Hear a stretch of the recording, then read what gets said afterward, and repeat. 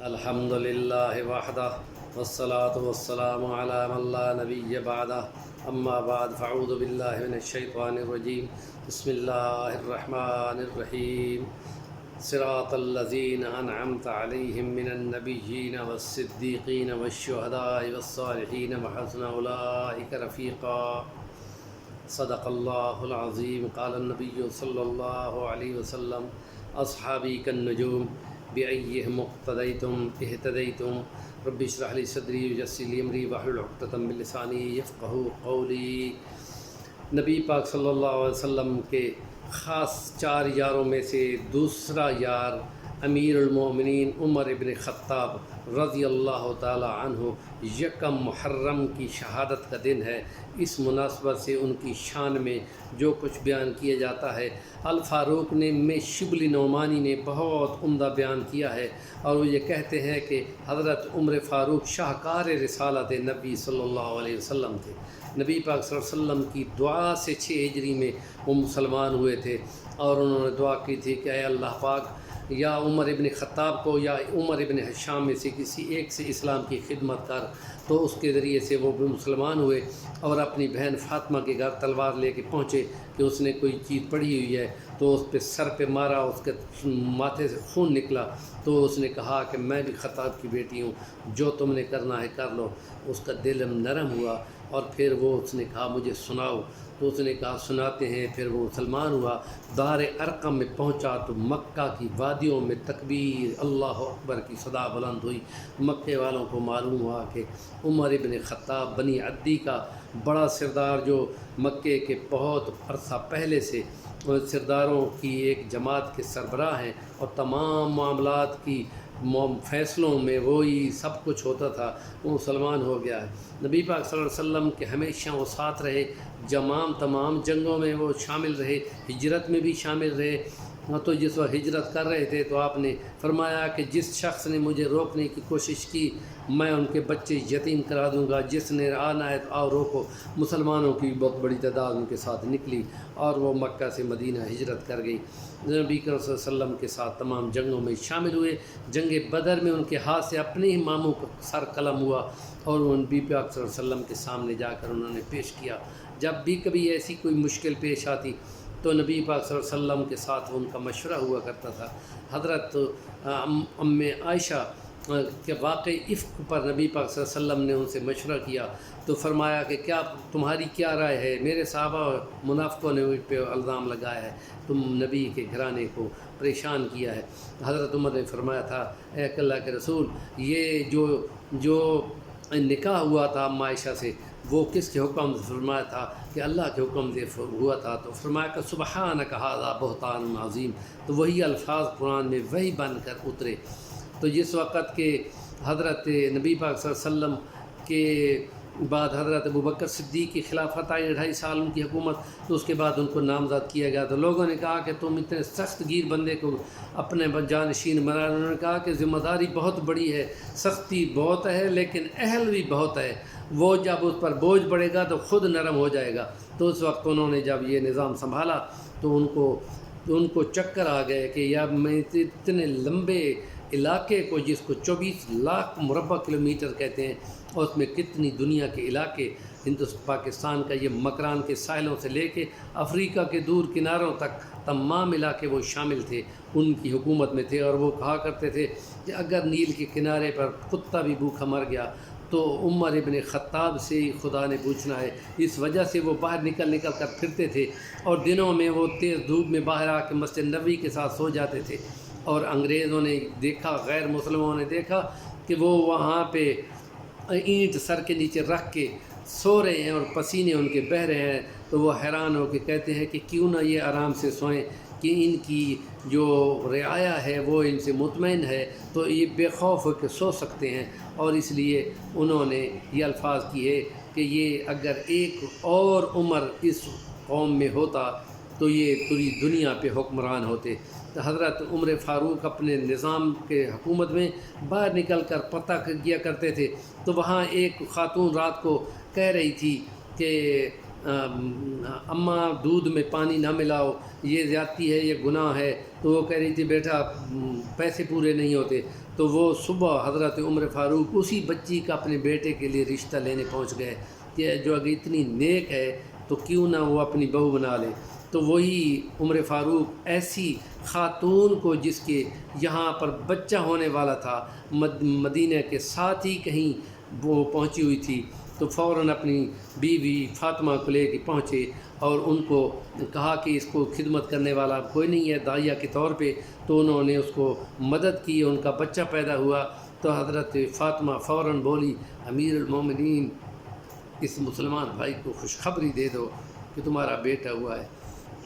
وہ بندہ بڑا خوفزدہ ہوا، انہوں نے کہا کہ نہیں خوفزدہ مت ہو، اب ہم تمہارے اس بچے کے لیے تمہارے خاندان کے لیے تمام سامان لاتے ہیں، اور خود بھاگے اور ملازم کو کہا کہ میرے کندھوں پہ تمام سامان رکھو، اور خود بھاگتی اور ملازم کہہ رہا تھا کہ میں کس لیے، انہوں نے کہا کہ کل حساب دینا ہوگا کہ تم دو گے کہ یا میں دوں گا، تو اس لیے بھاگتے ہوئے تمام چیزیں، اور پھر ان بچوں کو جن کی ماں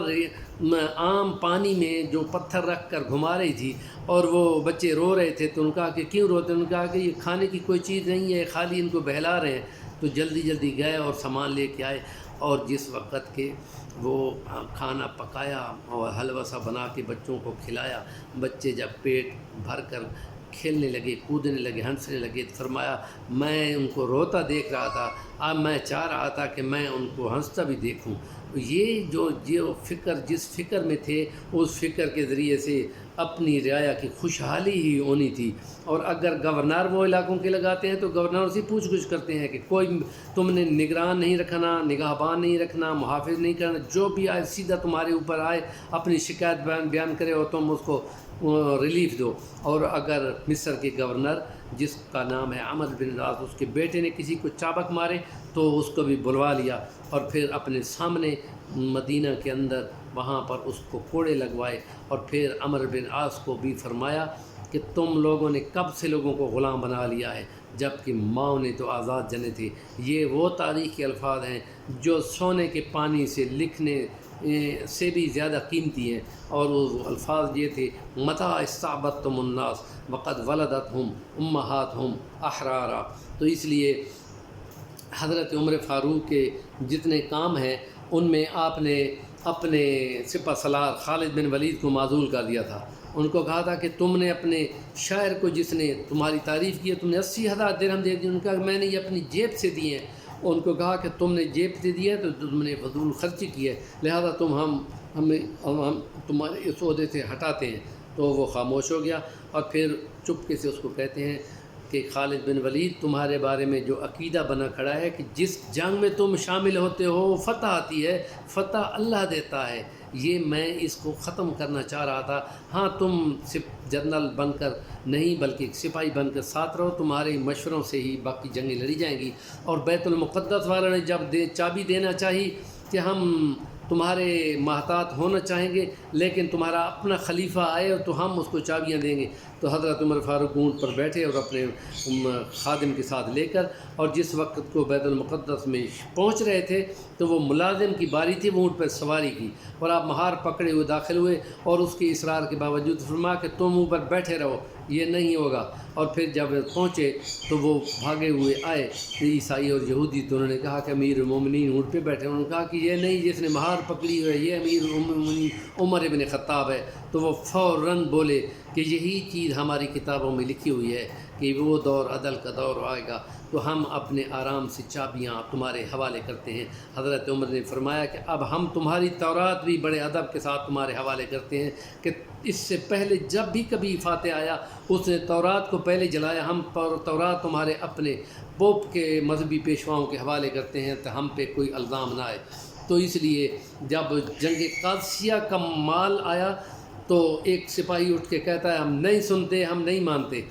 تو انہوں نے کہا کہ ہماری قمیضیں نہیں بن رہی تھیں مال غنیمت کے کپڑے سے، تمہاری کتنی بڑی 6 فٹ سے اوپر کے قد کی قمیض کیسے بن گئی؟ فرمایا میرا بیٹا عبداللہ ابن عمر جواب دے گا۔ اور انہوں نے کہا کہ میں نے اپنی قمیض کا حصہ اپنے ابا کو دیا تاکہ ان کی قمیض تو کھلی بن جائے۔ تو پھر یہ سوال سن کر وہ شخص کہتا ہے اب ہم سنتے بھی ہیں اب مانتے بھی ہیں۔ تو اس حساب سے محاسبہ کا سوال کیا جا سکتا ہے، اور اگر مواخذہ ہو تو وہ عمر فاروق کا وہ محاسبہ کہ گورنر کے بیٹے کو بھی کوڑے لگوائے۔ اور یہ وہ ہے کہ جس کام کے لیے ایک صحابی کا غلام تھا ابو لولو فیروز، اس نے آ کے کہا کہ میرا مالک مجھ سے روزانہ کا 4 درہم لیتا ہے، آپ اس کو کہیں کہ یہ کم کریں۔ ان کا کام تم کیا کرتے ہو؟ انہوں نے کہا کہ یہ زرہ کا اور یہ سونے کا اور یہ مختلف کام جو ہنرمندی کے کرتے۔ انہوں نے کہا کہ پھر ہنرمندی میں تمہاری انکم زیادہ ہے، یہ تھوڑا سا پیسہ ہے۔ تو اس کو غصہ لگ گیا، تو اس نے کہا کہ ٹھیک ہے، اس نے سوچ لیا کہ اب میں اس سے ماروں گا۔ تو اس حساب سے انہوں نے کہا کہ میں یار کچھ دن سے خواب دیکھ رہا ہوں کہ لال رنگ کا سرخ رنگ کا مرغا جو ہے مجھے 2 ٹھونگے لگاتا ہے، تو میرا لگتا ہے کہ میری شہادت کا ٹائم قریب آ رہا ہے۔ اور وہ بہت عرصے سے دعائیں کر رہے تھے، اے خدا میری جان تمہارے لیے ٹکڑے کیوں نہ ہو جائے۔ تو یہ دعا ان کی قبول ہو گئی۔ اور ایک دن جو اود کے پہاڑ پر نبی پاک صلی اللہ علیہ وسلم اور حضرت عثمان غنی اور ابو بکر صدیق موجود تھے، تو وہ پہاڑ کو زلزلہ آیا تھا، آپ نے پیر مار کے فرمایا احد پہاڑ ٹھہر جا، تمہارے اوپر 1 نبی 1 صدیق اور 2 شہید ہیں۔ تو اس حساب سے یہ شہادت ہے۔ اور پھر وہ نے خنجر و زہر لگا کر فجر کی نماز میں پہنچا، اور اس نے ایک دم جب نماز کی کھڑی ہوئی تو فیروز نے حملہ کر دیا اور آپ پر 4 وار کی، پیٹ میں لگی، آپ گر گئے۔ اور پھر وہ بھاگنے لگا تو صحابہ نے تمام نے دوڑ دوڑ کر اس کو پکڑنا چاہا، 13 صحابہ کو انہوں نے زخمی کیا، 7 اس میں شہید ہو گئے، اور ایک نے جلدی سی بڑی چادر اس پر ڈال کی اس کو باندھ دیا، تو اس نے اپنے آپ کو مار دیا۔ تو پھر حضرت عمر کو بتایا گیا، تو انہوں نے کہا کہ اللہ کا شکر ہے کہ میرا کوئی مسلمان قاتل نہیں تھا، کیونکہ نبی پاک فرما چکے تھے کہ جو قاتل ہوتا ہے جو مقتول ہوتا ہے دونوں جہنم میں جاتے ہیں۔ اللہ کا شکر ہے۔ اور پھر نبی پاک صلی اللہ علیہ وسلم کے پہلو میں دفن ہونے کے لیے حضرت عبداللہ ابن عمر کو بھیجا کہ اماں عائشہ سے کہو، تو اماں عائشہ نے کہا کہ میرے اوپر اس کا احسان ہے کہ انہوں نے میری عفق کے واقعے میں عزت رکھی تھی، میں ترجیح دوں گی۔ اور پھر وہ نبی پاک صلی اللہ علیہ وسلم کے ساتھ ابو بکر صدیق کے پیروں کے پاس ان کو دفن کیا گیا، اور ایک مقام ان کا اور موجود ہے، اور وہ حضرت عیسیٰ کا ہوگا کہ نبی پاک صلی اللہ علیہ وسلم کے ساتھ ان کا دفن ہونا رہ جائے گا۔ تو یہ یوم شہادت کی خاص باتیں ہیں۔ جو ولاگ لمبا ہو گیا ہے اس کے لیے ہم کچھ چاہ نہیں سکتے کہ اتنا لمبا نہ ہوتا، لیکن کیا کریں، اب بہت ساری ایسی باتیں ہیں جو پھر بھی رہ گئی ہیں۔ تو اس احاطے کے لیے جو چاند علم کی باتیں آگے آپ پہنچائیں گے اس میں انشاءاللہ آپ کو پورا ثواب ملے گا۔ صفی الرحمن الوانی یہ چینل یوٹیوب پہ اس کو ضرور سبسکرائب کر لیں۔ جزاکم اللہ۔